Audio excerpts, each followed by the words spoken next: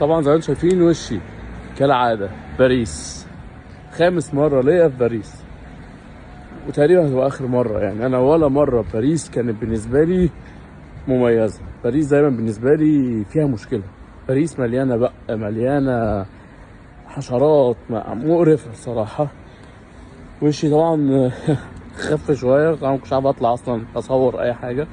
ف ده شايفين وشي كان كله وارم. رقبتي لازم تشوفوا رقبتي، لازم تشوفوا رقبتي عامله ازاي.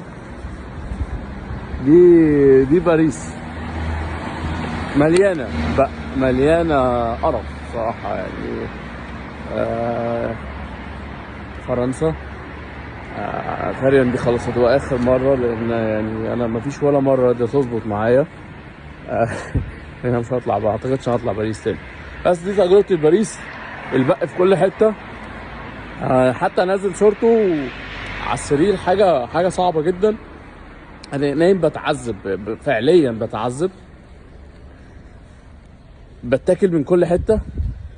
وبيقولوا لك ده الطبيعي، يعني هو ده باريس كده دلوقتي، فاحنا هو ده الطبيعي اللي احنا عايشين فيه وده المنتشر عندنا. فالموضوع بقى صعب قوي، مش قادر استحمل الصراحه.